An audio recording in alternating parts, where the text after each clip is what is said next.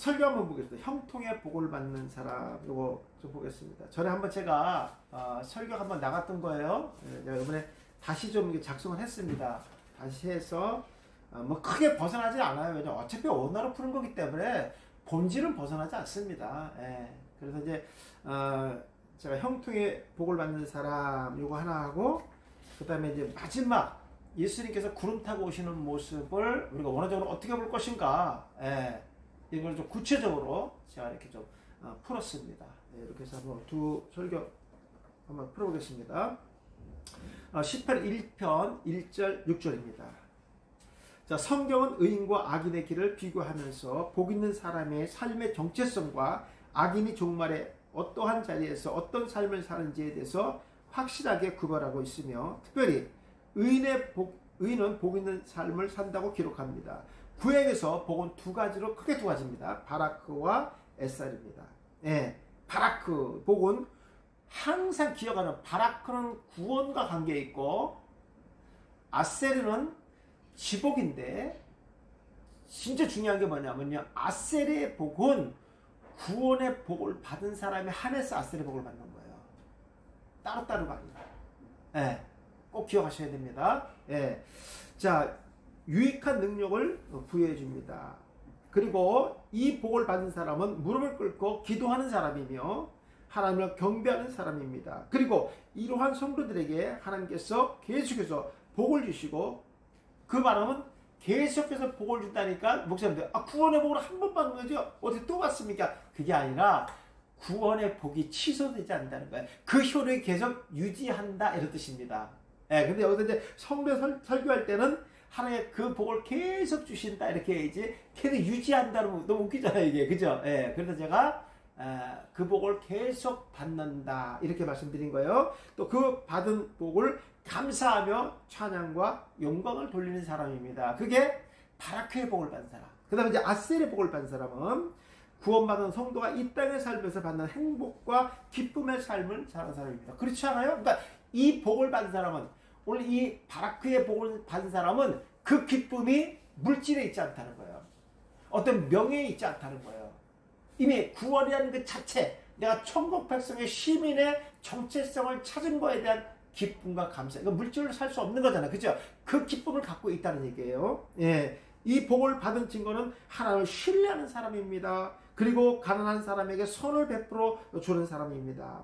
우리가 복을 받은 것은 구원의 복과 지복을 모두 받았기 때문에, 제가 왜 모두 받았다고 얘기하냐면요, 제가 이 에셀의 복은 구원의 복을 전제로 한다는 거잖아요. 그죠? 그러니까 구원의 복을 받았다는 것은 이 에셀의 복은 자동적으로 받는다는 거예요. 이해가시겠죠? 예. 근데 이제 차이는 있어요, 목사님. 이 바라크의 복은 내 의지와 상관없이 한 주권으로 받는 것이고, 에셀의 복은 구원받은 백성이, 그것은 하나님이 일방적으로 주는 것이 바라크고, 에셀의 복은 내가 먼저 하나님께 무엇을 해야지만 받는 거예요. 근데 그것은 조건부가 있는 것이고, 근데 하나님의 기준은 뭐냐면 주는 것이 조건이에요. 주는 것이 조건입니다. 그러니까 제가 아까 바라크의 복은 감사와 찬양을 하는 사람이라 했어요. 감사와 찬양하는 사람은 자동적으로 이 복을 받는다는 얘기죠. 예. 목사님들이 이제 이 정도만 해도 되죠? 예. 내가 성도들한테 이거 더 쉽게 설명하는데, 목사님들이 때 이 정도만 할게요. 자, 우리가 복을 받는 것은 구원의 복과 지복을 모두 받았기 때문에 형통의 복을 받는 사람입니다.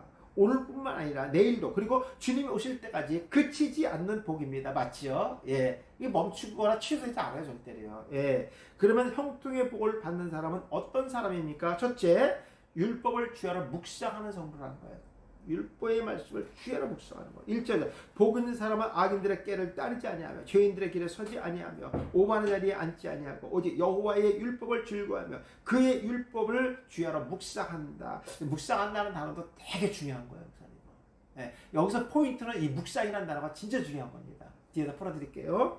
자, 악인의 꾀를 따르지 않아. 이게 할라크라는 단어 썼어요. 할라크, 따른다는 단어가 이제 여러 개가 있잖아요. 근데 할라크예요. 뜻은 동행하지 않는다, 이런 뜻이잖아요. 그죠? 예. 그 다음에 멀리하다, 사라지다, 받다, 섬기다, 걷는다는 뜻을 갖고 있습니다.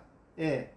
자, 복 있는 사람의 길은 올바르게 앞을 향하여 걸어갑니다. 왜냐하면 에셀의 복은 하나님과 인격적인 교대 안에서 그분의 말씀에 순종하는 자에 대한 보상으로 내리는 복을 받는 자들이기 때문입니다. 그래서 사악한 자들의 꾀를 멀리하며 그들과 함께 가지 않습니다. 왜? 하나님과 동행하는데 어떻게 그들 같이 가시겠습니까? 하나님의 감사와 찬양과 영광을 돌리는데 어떻게 그들과 함께 하겠습니까? 그렇지 않지. 왜냐하면 내가 그런 마음을 갖고 있을 때라도 보혜사 성령 하나님께서 우리를 이끌어 가시는 거예요. 그러면요. 예. 악인들은 이미 유죄 판결을 받은 자로서 하나님의 율법 앞에서 죄인으로 입증된 자들입니다. 그리스도와 벨리알이 함께 할 수 없듯이 복의 사람과 악인은 함께 걸어갈 수 없는 존재입니다. 악인의 꾀는 죄를 도모하기 때문에 그들의 조언이나 충고는 필요하지 않습니다. 그렇죠. 항상 멀리해야 하는 존재들입니다. 자, 그 다음에 이 앉지 않는다는 단어가 야샤브입니다. 이거는 뭐냐면 한 번 갔다 오는 거, 한 번 동행한 걸 얘기하는 게 아니라 그냥 몸과 마음이 그들에 가 있는 거, 이걸 앉아있다고 얘기해요. 야샤브는요, 옮기지 않고 마치 매복자가 매복하는 거, 뭐 남자 목사님도 군대 갔다 오셨잖아요. 매복하는 거 꼼짝은 안 돼요. 그리고 자기가 있는 그 자리 자체도 누군가가 노출되면 안 되거든요. 예. 그러니까 소위 말하는 부동자세로 있는 것처럼 꼼짝하지 하고 있는 거. 그 말은 뭐냐면, 뭔가를 갖다가 생각과 마음이 다 어떤 한 장소에 머물고 있는 거. 그걸 야샤브라고 합니다. 예. 그러니까 오만한 자의 자리에 앉지 않는 거야. 그 말은 그곳에 잠깐을 얘기하는 거 아니고 잠깐을 얘기하는 게 아니야. 그것은 가능하지만 계속 있는 거. 예를 내가 이단의 교리를 잠깐 가서 배웠어요. 필요에 의해서. 근데 그것을 완전히 받아들이는 거. 이건 안 된다는 거죠. 예, 그 얘기하는 거예요. 이 야샤브는 그런 의미를 갖고 있습니다. 죄인은 표적이 빗나가거나 길을 잃어버린 사람들입니다. 자신의 앞길을 예측할 수 없는 사람들이기 때문에 하나님의 길을 올바르게 가지 않습니다. 자기 정체성이 없는 거죠. 복음의 정체성. 그들은 율법의 길에서 빗나간 자들입니다. 그래서 복 있는 사람은 죄인들의 길에 서지 아니하며 오만한 자리에 앉지 않습니다. 오만한 자들은 하나님을 향하여 악한 말로 조롱하는 자들입니다. 이런 자들 있잖아요. 예. 그러므로 복 있는 사람은 악인의 꾀를 따르지 아니하며 죄인의 길에 서지 아니하며 오만한 자리에 결코 앉지 않습니다. 그렇게 될 수가 없어요, 목사님, 이게.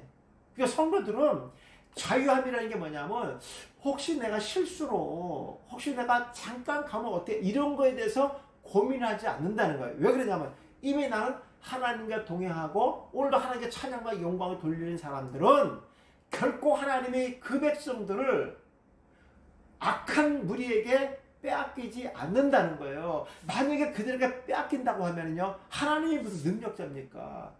어떤 부모가 자식을 양아치 할 때 자기 자식을 내주는 사람이 어딨겠어요? 불의한 자에게 내주는 자, 설령 갔더라도 목숨을 걸고 빼놓는 거 아니에요? 부모라고 하면요? 그러군요. 그 성도들은 복음에 대한 자유함이 어디 있느냐? 그렇죠. 결코 내가 실수로 부주중에 빠져 있을 때도 하나님께서 반드시 나 깨닫게 해서 돌아오게 한다는 거야. 이게 자유함이에요. 나는 결코 예수로부터 부인하지 않는 자. 이겁니다. 지금 목사 유튜브에 보시면은 뭐 다른 데 매개체도 많이 있습니다만은 지금 백신 논란이 참 많습니다. 멕시코에서는 백신을 맞으면 2년 내에 죽는다고 또 소문이 나고 전부 안 맞는데요, 지금. 목사 이런 거에 미혹되시면 안 돼요. 목사 백신이 얘기합니다. 백신은 절대로 짐승의표가 아닙니다.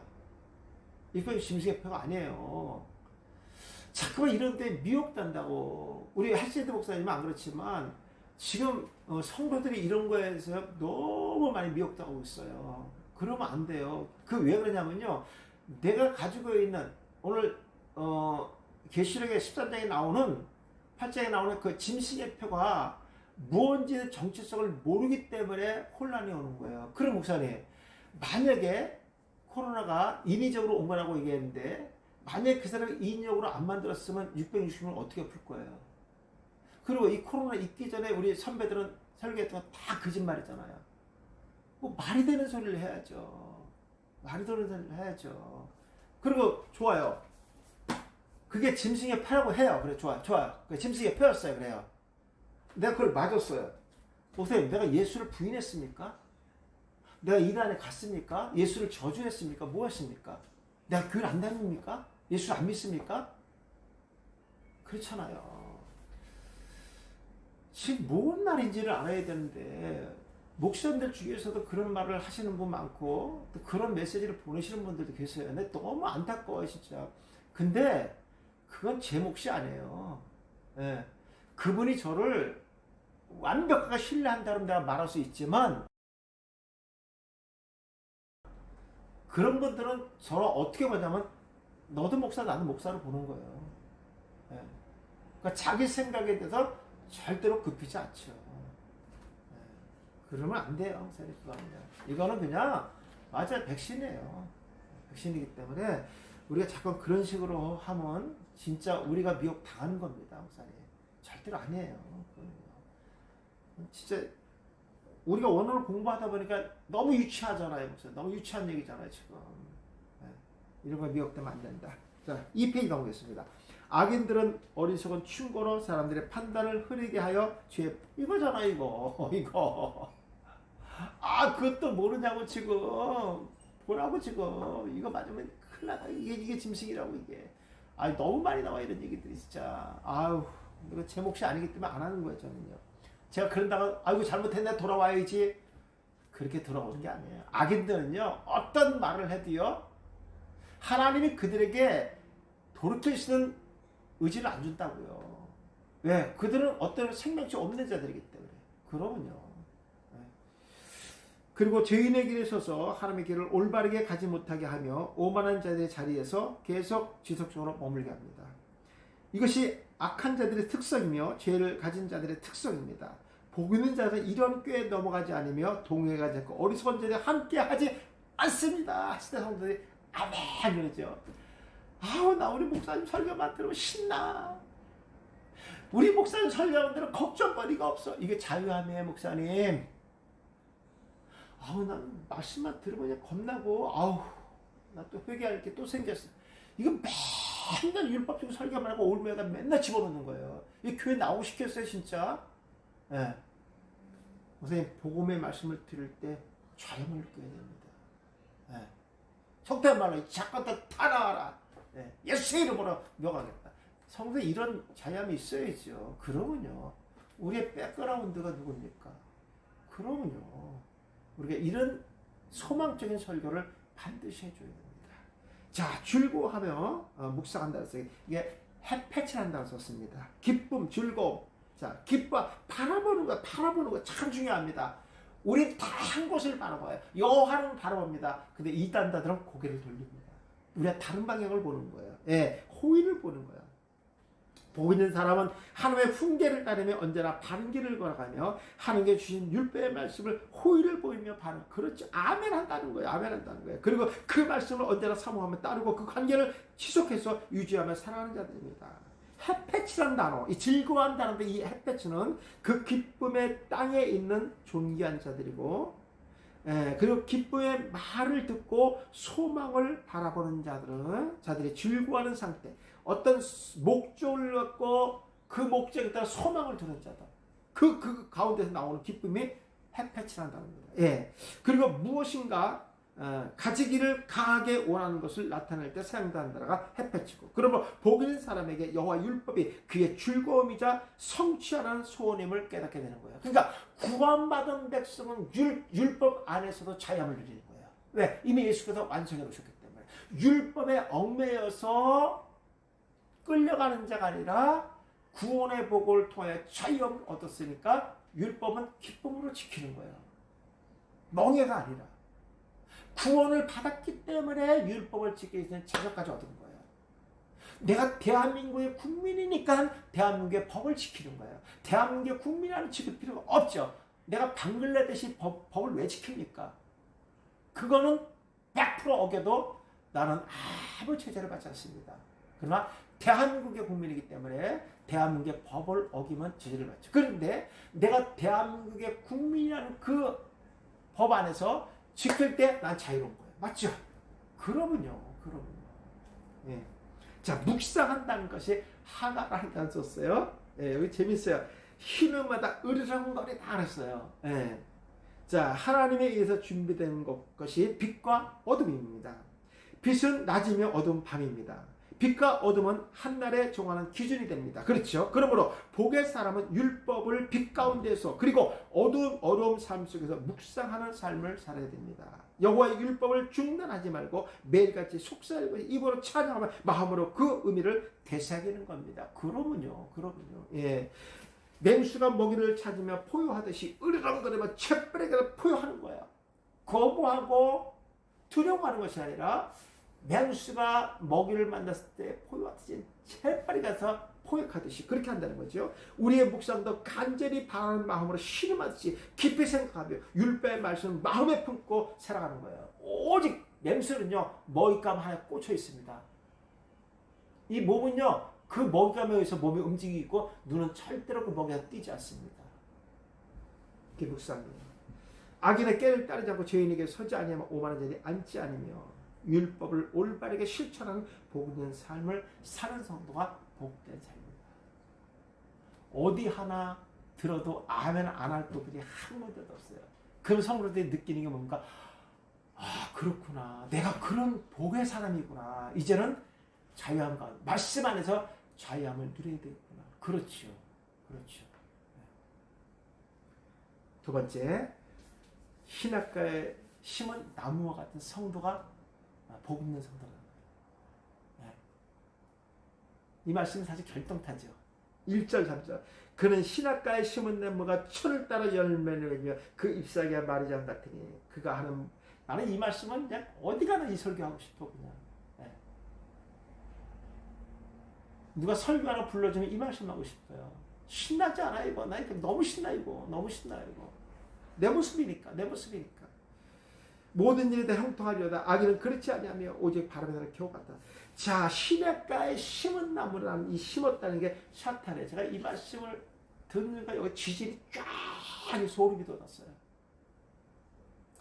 만약에 내가 원어를 하지 않았다고 하면은 이 말씀을 어떻게 풀었을까 단순하게 그냥 막연하게 풀었지 않았을까 이 생각은 들어요 사실. 그런데 시냇가에 심은 나무가 원어에서는요 시냇가에다 옮겨 심은 나무라 이렇게 돼 있어요. 오늘 시냇가에 심어진 이 나무는 어딘가에서 옮겨져서 심어진 나무다 이런 뜻이에요. 그럼 결과는 잎사귀를 마르지 않고 마른 열매를 맺고 형통의 복을 받으니까 그전엔 그렇지 않았다는 얘기잖아요. 그죠?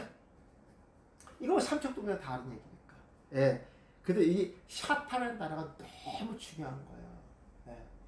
우리가 이렇게 성경의 축자라기 영감으로 기록된 하나님 말씀을 알아듣고 설교한다니까요. 알아듣고 목회하고 있다고 지금요. 얼마나 신납니까? 그것도 정확하게 알고 있다는 거예요.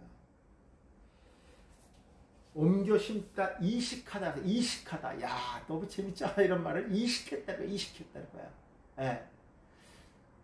목사님 지금 우리나라 참외 아시죠? 참외가 성주가 왜 유명하냐면요.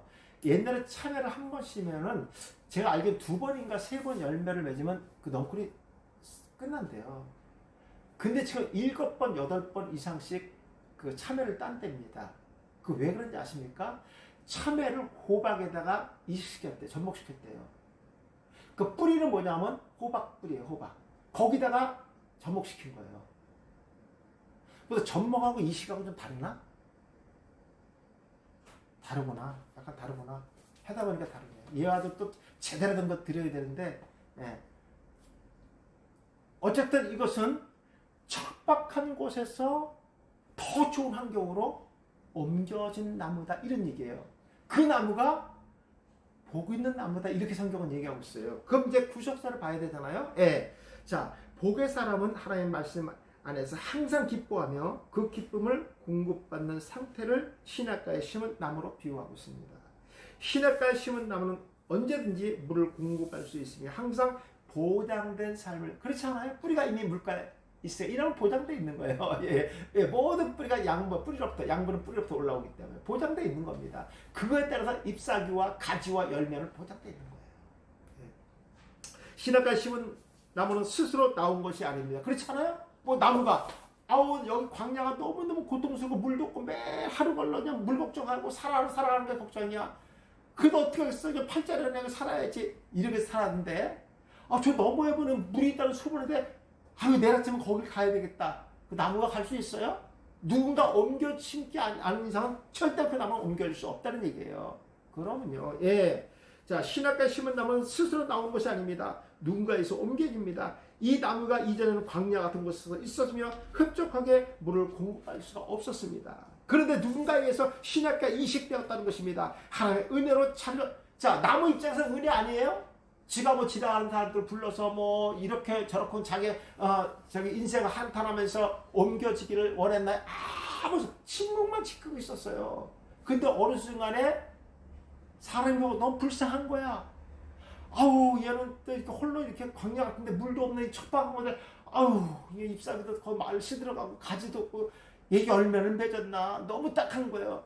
그래서 그 나무의 의지와 관계없이 뽑아다가 물가에 심어놓고 가면서 아유 이제 잘 살겠네 열매도 없고 아유 기분 좋네 흡족하고 갔다는 거예요.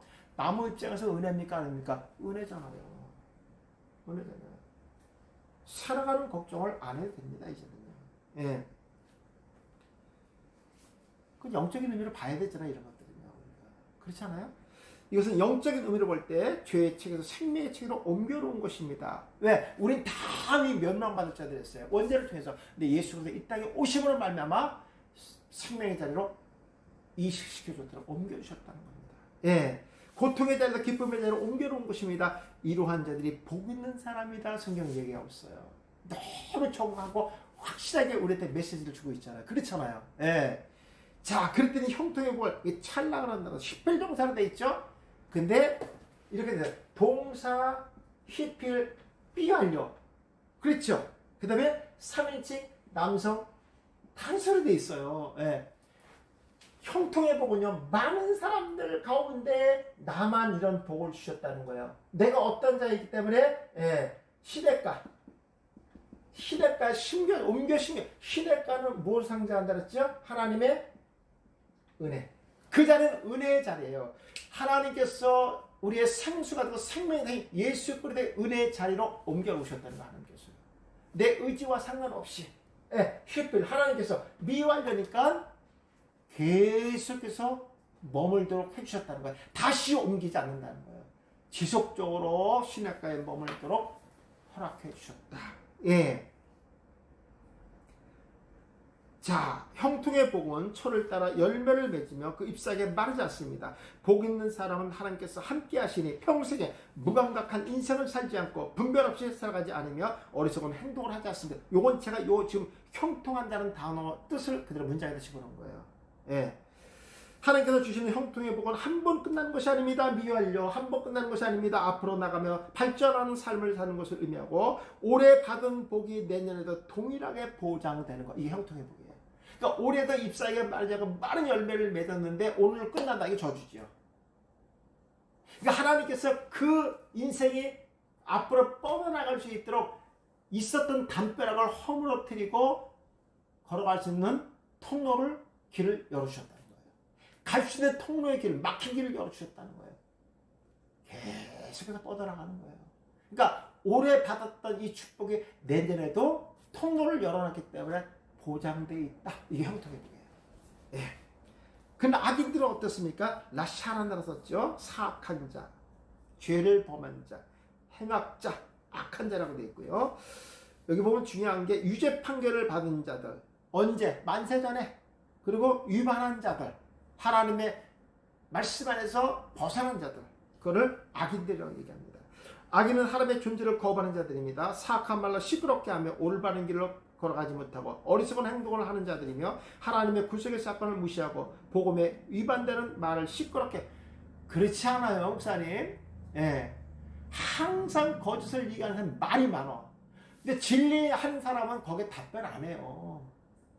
답답한 일만이. 아니 목사님 아니면 아니라고 얘기하면 가만히 있냐. 아니 뭘 내가 진리인데 뭘 답변을 해. 왜 저들의 말과 섞어. 그러지 않아요? 거짓된 말을 왜 섞으냐고요. 내가 진리가 된 적이 없는데 진리라는데 거기다 내가 뭘 말을 섞어. 더러운 말에다가. 그렇지 않아요? 예를 들자고 하면 저 말이 거짓말인데 내가 왜 그 말을 섞냐고요. 그냥 가만히 있으면 되는 거예요. 오늘도 이 강의하는 저도 이 세미나 하면서 말들이 참 많아요. 말들 하나도 안 합니다. 제 내외는요.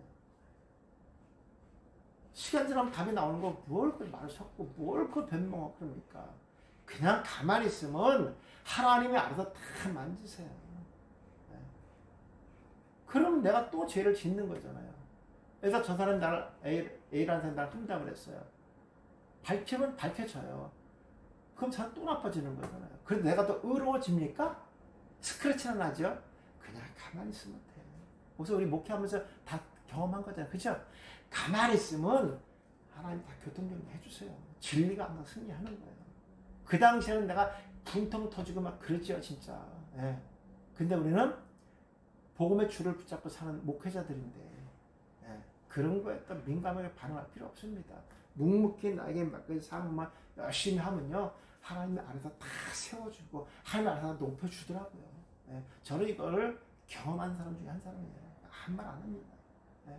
목사님들 같이 우리 해제들 오신 목사님들도 대부분 그러시더라고요. 진짜 제가 이번 코로나 때문에도 좀 벨소리가 많이 돌았어요. 기도 한 차입니다. 진짜 그냥 가만히 있어요. 그냥. 예. 다 하나님 아시니까. 그렇게 말한 사람이 제 얼굴 못 봅니다. 절대로.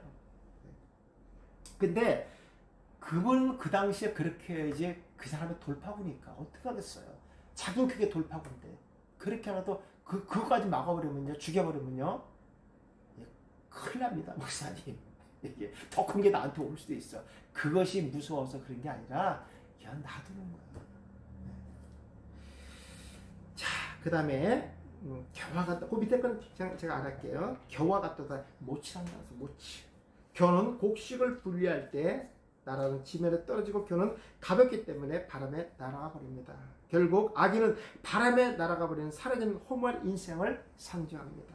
아기는 하나님의 백성의 마음을 토색한 자들이며 거짓된 말로 억압하고 압력을 가하여 시냇가에 심은 나무를 건조하게 하는 자들입니다. 맞잖아요, 목사님. 예. 겨는 무가치한 것을 상징합니다. 나중에 풀무불에 들어갈 인생을 상징하며 아무짝에도 쓸모없는 무가치한 인생을 살아가는 사람들입니다. 쭉저기는 그 안에 생명이 없으며 물가에 심어줘도 열매를 얻을 힘이 없으며 시냇가에 심어질 계획도 없지. 쭉저기를 누가 시냇가에 심어요? 쭉저기를 그 안에 알고 있어야죠. 생명이 없는 거를요. 오직 치유의 심판으로 그냥 쭉저기에 놔뒀다가 언제? 그랬죠. 풀무에 넣는 거예요. 불 때는 쏘시게 쓰는 거예요. 우리는 바람에 나는 겨와 같은 인생이 아니라 오직 하나님의 은혜를 입어서 시냇가에 옮겨진 복된 삶을 사는 성도가 되었음을 감사하는 저와 여러분 되시길 바랍니다. 요거 하지 않아도 취임새 안 내는 성도들이 아멘할 거야. 내가 봤을 때 그렇다고 봐요. 그냥 막 들려. 이 말씀이 선포되면 그럼 아멘 소리가 들려집니다. 영혼 하나기 때문에. 나도 하고 싶은데 아멘을. 그렇지 않습니까, 목사님?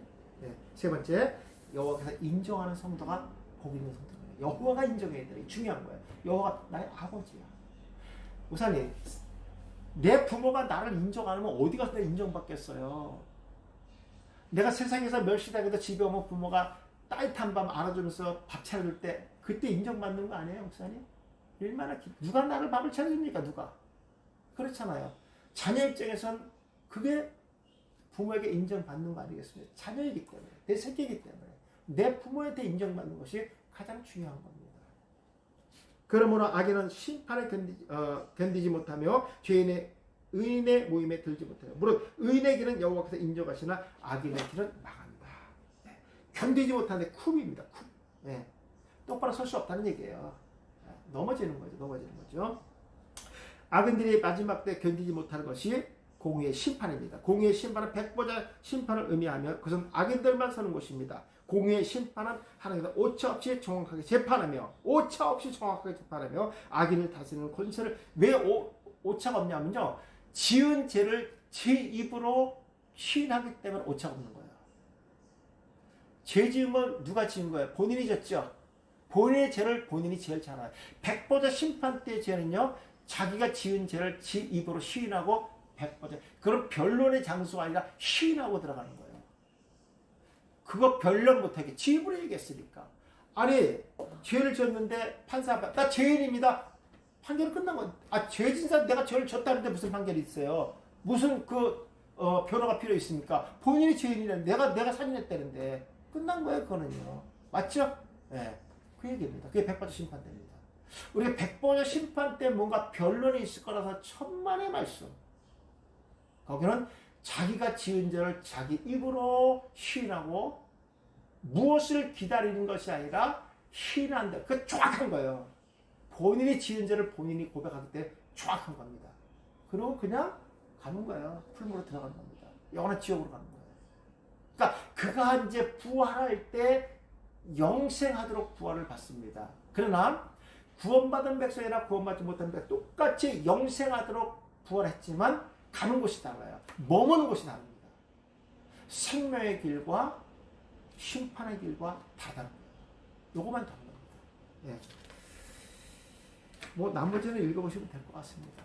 예. 문장 풀었으니까 하나만 되겠습니다. 인자가 오는 것을 보리라. 너무 중요한 거죠. 제가 환란 1, 2 했었죠. 이제 마지막 이제 환란이 있는 다음에 예수님 오십니다. 그러니까 주님이 오시기 전에 환란은 반드시 있습니다. 그것이 우리는 무언지는 몰라요. 그러나 성도들한테 목사님 말씀을 전하실 때 그 환란을 구원받은 백성들은 반드시 인내한다는 거, 거기에 넘어지지 않는다는 거 꼭 전달해 주셔야 돼요. 그것이 강도가 세든 약하든 중요하지 않습니다. 왜냐하면 보혜사 성령 하나님이 우리의 버팀목이 되어 주신다는 거예요. 함께 동행하기 때문에 두려울 게 없죠. 그러나 환란은 반드시 있다. 구원받은 백성들에게 반드시 있다는 거. 예수비전교회 안현 목사인가요? 그분이 설교를 준비하다가 구원받은 백성이 마지막 때 환란이 있다는 그 본문을 읽으면 막 대성통곡하면서 울었다는 거예요. 본인이. 그 몰라서 그랬겠어요? 그 안타까움이죠. 안타까움. 목회자로서 느끼는 안타까움. 그러나 중요한 것은 눈물로 통곡하면서 그치는 것이 아니라 소망을. 그럼에도 불구하고 보혜사 성령님이 우리와 함께해 주셔서 우리를 넘어지지 않게 하시고 흔들리지 않고 견고하게 세워줄 것이다. 이게 소망 아니겠습니까? 거기서 넘어지면 천국 혼인잔치에 못 들어가죠. 네, 이런 소망을 반드시 주셔야 된다. 네. 자, 인자가 오는 것을 보리라. 마태복음 24장 29절 31절입니다. 성경에서 마지막 때에 나타날 징조에 대해서 명확하게 기록하고 있으며 그것은 하늘 천체의 질서가 흔들리는 징조입니다. 제가 재미있는 표현을 했어요, 목사님. 네. 그러니까 예수 그리스도의 이 땅에 재림하실 때 어떤 한 부분에 오른 것이 아니라는 거예요. 그러니까 일정한 사람한테만 나타나는 것이 아니라 피조물 못되게 다 드러나신다는 거예요. 네.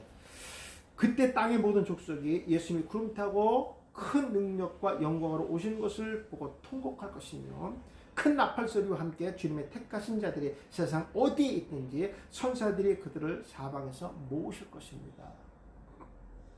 주님이 재림하신 날짜와 시간은 아무도 모르십니다. 하지만 예수 그리스도를 믿는 성도라면 그때를 분별할 줄 알아야 됩니다.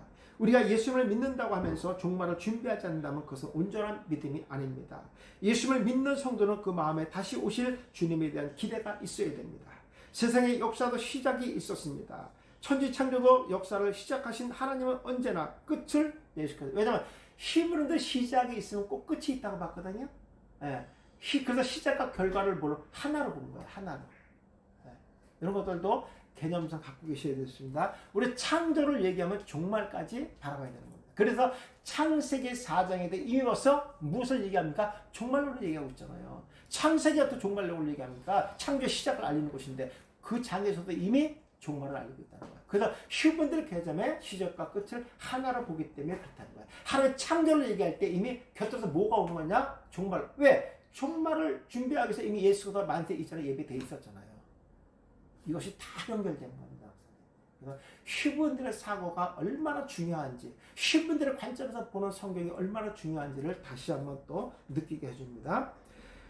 자, 그러면 첫째, 그때 하늘의 권능들이 흔들리는 사건이 일어납니다. 29절. 그날 환난 후에 즉시 해가 어두워지며 달이 빛을 내지 않으며 별들이 하늘에서 떨어지며 하늘의 권능들이, 무슨 별 하나가 떨어지는 게 우습게 떨어지는, 별똥 하나 떨어집니까? 그렇지 않지요. 그 별 하나가 그대로 떨어진다면 이 지구는요, 큰 요동이 일어날 겁니다. 근데 무수히 많은 별들이 떨어진다고 얘기했습니다. 자, 어두워지며 스코티조라는 단어 썼습니다. 직설법, 실제로 어두워지는 거예요. 실제로 이런 사건이 있다는 거예요. 실제로. 예. 예. 미래니까 주님의 재림의 때죠. 근데 어두워지는 것은 이 피조물, 이 우주 자체가 스스로 어두워지는 게 아니라 하나의 심판에 의해서, 재림에 의해서 어두워진다, 이런 뜻이죠. 자, 그날은 초림과 재림의 중간 시간을 말하는 것이 아니라 세상 마지막 때의 시간을 나타냅니다. 시간과 사건의 긴박성을 나타낼 때를 말하며 종말의 모든 역사적인 사건은 인간이 예측할 수 없을 만큼 긴박하게 진행됩니다. 하나님께서 구원받은 백성들을 위해서 그 시간대를 앞당겨 주신다고 말씀했죠. 하나님 때 저번에 공부하셨죠? 예, 이것이 긴박하게 이루어진다는 거예요. 어떤 순간에 이루어지는 거예요. 마치 보세요.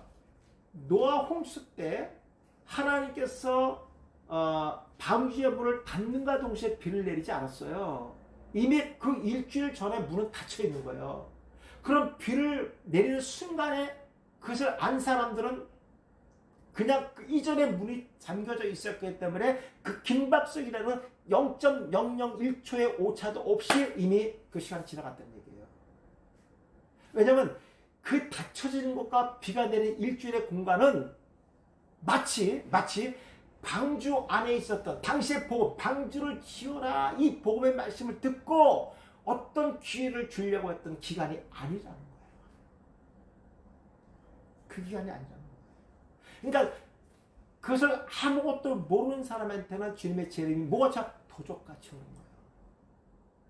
긴박성을 말씀하는 겁니다. 메시아 왕국 이전에 있을 우주 대변혁은 이사야서 13장 2절에서 10절, 34절, 4절, 아모스 다 찾아보세요, 목사님. 다 예언되어 있습니다. 그런데 그 예언의 말씀이 마지막 날에 실제로 이루어진다. 그대로 이루어진다는 거예요. 구약에 예언된 말씀이 물론 계시록도 포함되어 있습니다. 환난 후에 즉시 해가 그 빛을 잃게 되며 그늘지게 한다는 것이 계시록에 다 나와 있죠. 예. 히브리 생각하는 그들은 수치를 상징합니다. 마지막 때 멸망받을 때 겪게 되는 고난과 고통을 의미합니다. 그리고 종말을 준비하는 사람들이 심판받을 준비의 시간이었다, 이런 겁니다. 뭔가 기회의 시간이 아니라 심판의 시간을 준비하는 거예요. 선생님, 후회는 아마 빨리 해도 끝난 거죠. 후회 자체가 지나간 시간이에요. 그렇잖아요. 후회는 암만 빨리 해도 늦었다. 자, 여기 보니까 달이 빛을 내지 않는다 그랬어요. 하나님의 빛은 빛의 근원이며 다른 발광체입니다. 달이 빛을 내지 못한다는 것은 하나님의 그 빛을 거두신 겁니다. 빛이 비치지 않는다는 것은 하나님의 축복이 임하지 않는다는 것입니다. 이미 초림으로 오셔서 그 빛은 비춰진 거예요. 예.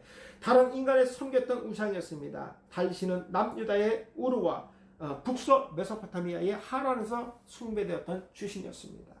따라서 달신은 고대 근동 사람들의 삶에 깊은 영향을 미쳤습니다. 그렇지만 이스라엘 백성에게는 그런 예배가 엄격하게 금지됐습니다. 마지막 때 달이 빛을 내지 않는다는 것은 우상에게 드렸던 제사의 끝을 보여주고 있습니다. 그렇죠. 드릴 대상이 없었으니까. 왜? 이미 그 대상조차도 심판하니까 존재 가치가 없어진 거죠. 그런 어떤 의미입니까? 지금 이 땅은 없어지는 거예요. 네.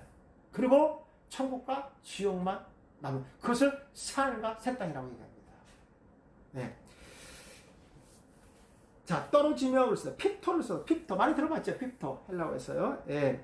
큰 별이 하늘에 떨어졌다고 했는데 그 햇불같이 타는 큰 별은 사단의 종을 의미하고 있습니다. 별은 이거 제가 계시록 했으니까 넘어갈게요, 목사님. 예. 자, 흔들린다 그랬어요. 샬로라는 단어 썼습니다. 마지막 때 하늘의 권능들이 흔들린다는데 그들은 곤중 권세를 잡은 자들이며 하늘에 있는 악한 영들을 상징합니다. 마지막 때 악한 영들이 하나님의 심판으로 바다와 땅에 진동하며 폭풍과 배가 기웃덩거리며 땅을 밟을 수 없는 상태에 요동치는 거. 그러니까 자기 의지와 상관없이 그냥 몸이 막 그냥 배 흔들리는 대로 따라가는 이 상태. 예. 그 진동은 하나의 심판에 의해서 내던짐을 당한 상태를 묘사하고 있습니다. 그러니까 자기가 어떤 방어할 수 있는 의지조차 상실한 거예요. 하나님의 뭐 앞에? 심판 앞에. 마지막 때 악한 영들이 심판에 대한 두려움과 불안의 공포로 휩싸일 것을 예언하고 있으며 자신의 자리를 잡지 못하고 비틀거리며 자신의 자리를 지키지 못하고 무능한 상태를 보이게 될 것입니다. 이것은 환난 후에 마지막 때 주님의 재림은 의심할 바 없는 우주적으로 나타날 징조입니다. 이건 우리도 보겠죠. 당연히요. 두 번째, 주님은 구름 타고 오십니다. 24장 30절. 그때 인자가 징조가 하늘에서 보이겠고 그때 땅의 모든 족속들이 통곡하며 그들의 인자가 구름을 타고 능력과 큰 영광으로 오는 것을 본다. 직설법의 목사예요. 실제로 보는 거예요. 이거는요.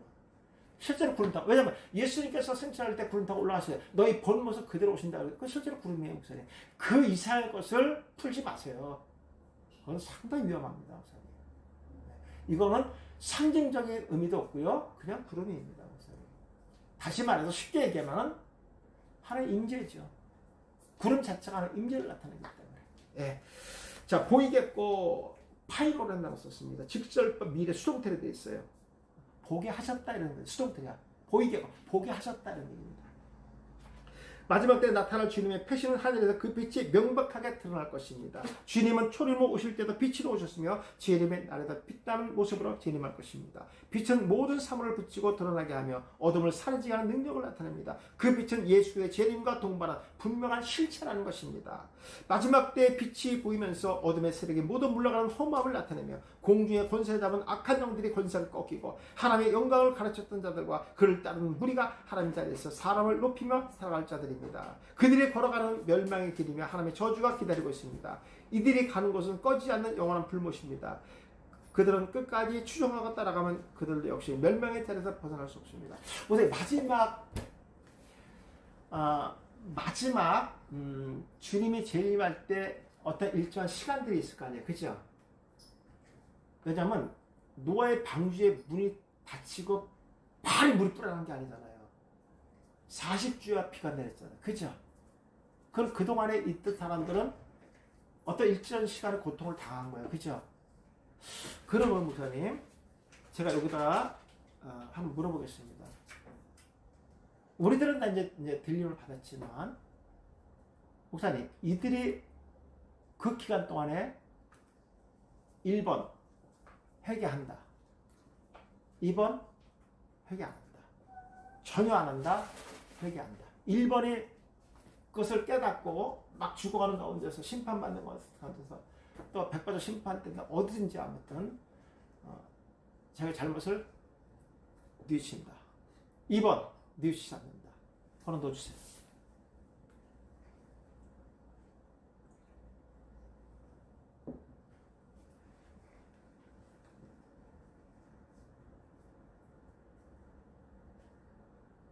미안해, 괜히 물어봤어 내가. 그렇죠. 하나님은 그런 것조차도 그들에게 허락하지 않습니다. 그것이 회개를 떠나서 잘못 자체, 뉘우치는 자체조차도 그것이 자기들의 죄라는 것, 깨닫는 것조차도 그들에게 허락하지 않습니다. 우리가 봤을 때 너무 뻔뻔스럽죠. 그들이 악인들이야. 목사님, 이 모습은 그때만 보지 않아요. 지금도 우리 보고 있어요. 너무 뻔뻔스럽지 않아요, 목사님? 우리가 그런 얘기하죠. 어떻게 목사가 저럴 수 있는가? 무늬만 목사니까. 악한 자이기 때문에요. 복음 앞에서 절대로 뉘우치지 않습니다, 목사님. 그래도 설마 그건 목사님의 예쁜 마음이고 절대로 그런 마음을 갖고 있지 않습니다. 그것조차도 하나님이 허락해 주는 건데 하나님은 그들의 관심이 없다는 거. 오직 심판만 해서. 이렇게 생각할까요?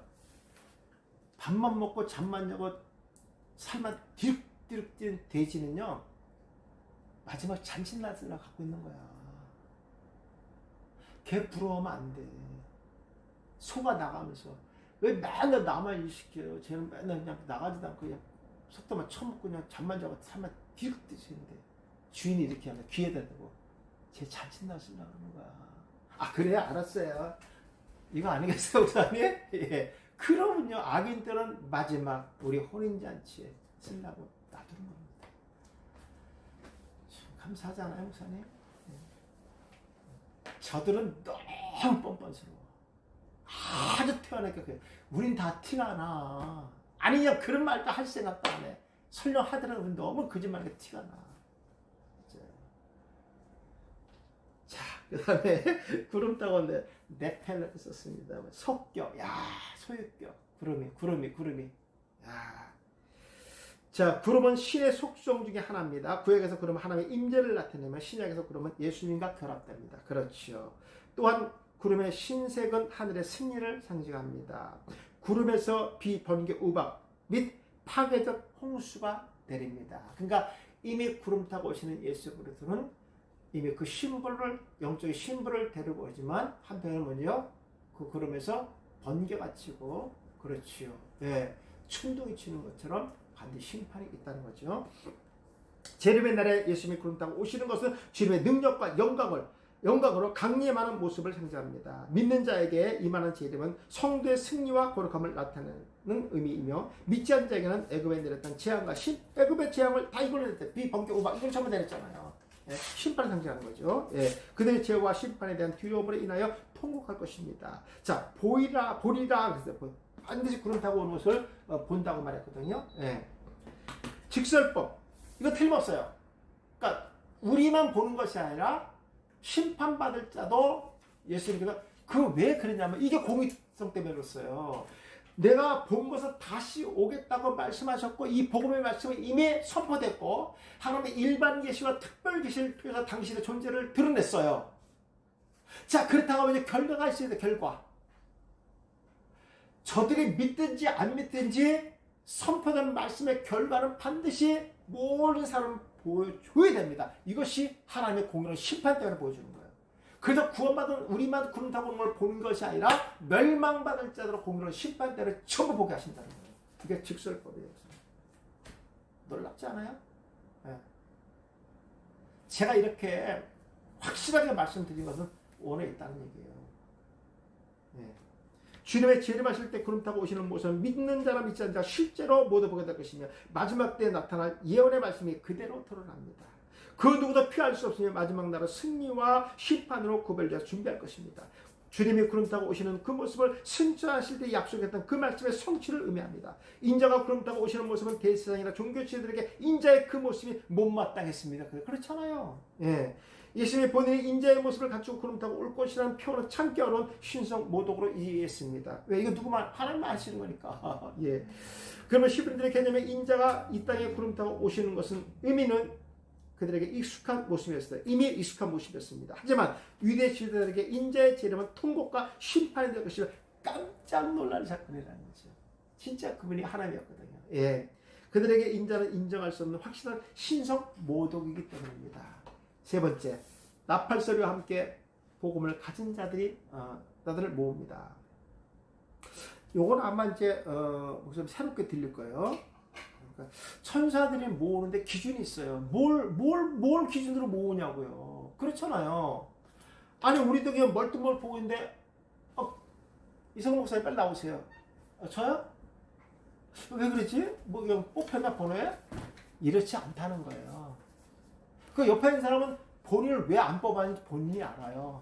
왜냐하면 천사가 나팔 보고 구원받은 모든 기준이 뭐냐면 부르는 자 안에, 선택받은 자 안에 이미 뭐를 갖고 있는 거예요? 복음을 갖고 있느냐 없느냐, 이거 보는 거예요. 복음이 뭡니까? 예수 그리스도의 탄생, 죽음, 부활, 승천, 재림, 이게 복음이에요. 이 외의 거는 전부 다른 복음입니다. 그럼 우리가 강대상에서 죄종으로 기름받고 섰을 때는 누구만 자랑하고 누구만 소개해야죠? 그렇죠.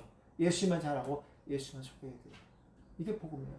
그 외의 거는요, 본인은 복음을 전했다고 생각했지만 다 다른 복음이에요, 목사님. 이렇게 하신 목사님한테 무지하게 혼납니다.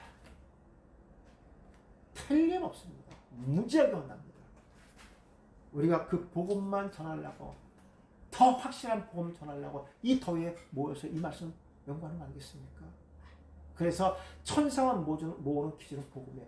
이 사명을 우리 주일들이 맡았습니다. 내가 강대상에서 복음의 말씀을 선포할 때 이 복음의 살아있는 생명의 말씀을 받아 먹는 이 성도들은요, 얼마나 기쁘겠어요. 그 이 복음을 갖고 있는 자들은 무엇을 기다릴까요? 주님의 종말을 기다리는 거예요. 복음이 없는 자들은요, 두려운 거예요. 이 복음보다 더 의지하는 게 물질이거든요. 물질이 너무 많이 쌓여서, 물질은 쌓여만 있는 것이 아니라 사용도 할 수 있는 이런 기능을 갖고 있잖아요. 써야죠. 그럼 쓰지 못하고 오시면 안 되잖아요, 주님이요. 그러니까 더디 왔으면 좋겠죠. 그러나 우리는 물질의 목표를 두고 목적을 두고 사는 사람들이 아니기 때문에 주님이 빨리 오시기를 소망해야 됩니다. 왜? 내 안에 복음이 있고 소망 있는 자들이기 때문에. 이 책임이 누구냐? 우리 주의종들에게 있어요. 제가 요즘 우리 목사님들과 대화하다 보면, 전화 통화하다 이런 말씀합니다. 아우 교수님, 내가 무슨 복음 전하기도 바빠요. 다른 거 예와 그 말도 하지 마세요. 하나도 이제 못해요. 얼마나 감사한지 몰라. 지금 이 얘기만 해도 시간이 모자라다는 거야. 그럼 성도들 너무 좋아한다는 거야. 너무 기뻐한다는 거예요. 정말 너무 감사합니다. 제가 너무 감사하고 이 더위가 신납니다. 그냥. 예. 자, 택에 따른다는 한번 볼까요?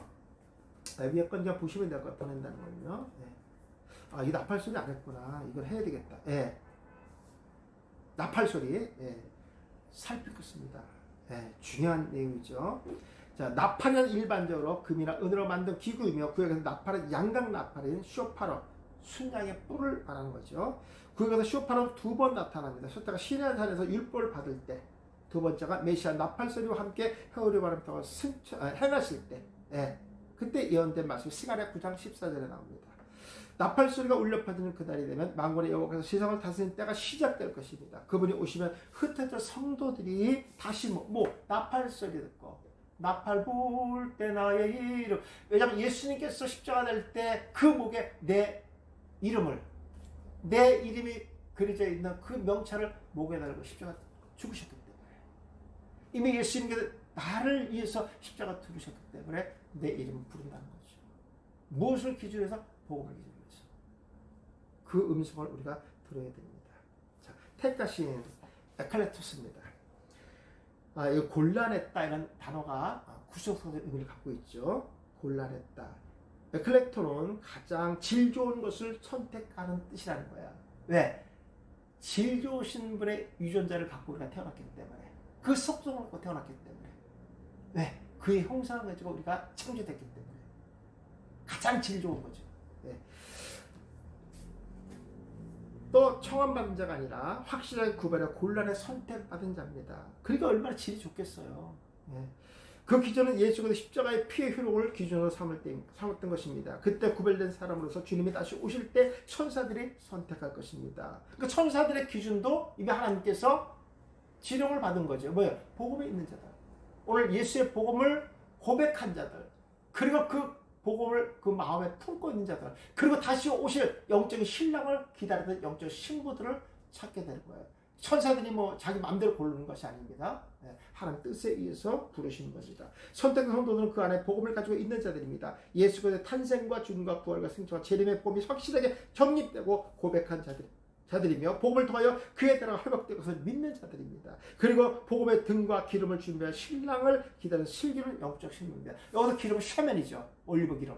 예, 뭡니까? 고난 나가신 예수로 복음으로 되어 있어요. 복음. 참 놀랍습니다, 목사님. 자, 무엇을 기준으로 한다 그랬죠? 복음입니다. 맞습니다. 천사의 사방은 복음을 가지고 기다린 자들을 한 곳에 모을 것이며, 암탉이 그 새끼를 날개 아래 몸과 같이 모으는 것을 묘사하고 있습니다. 택한 백성을 모을 때 사방에 흩어져 있던 그의 백성을 의미하며, 숫자 4는 땅의 수이며 동서남북의 사방으로 그 땅의 전 지역을 얘기합니다. 이것은 어떤 의미에서 사복음서를 상징하죠? 사복음서. 예수 그리스도의 그 흔적들, 피의 흔적, 또 부활의 흔적, 승천의 흔적들을 그 마음에 품고 있는 자들. 동서남북은 이방들을 포함한 각처에 있는 그 많은 백성들을 상징하는 거예요. 그런 자들을 모으겠다는 거예요.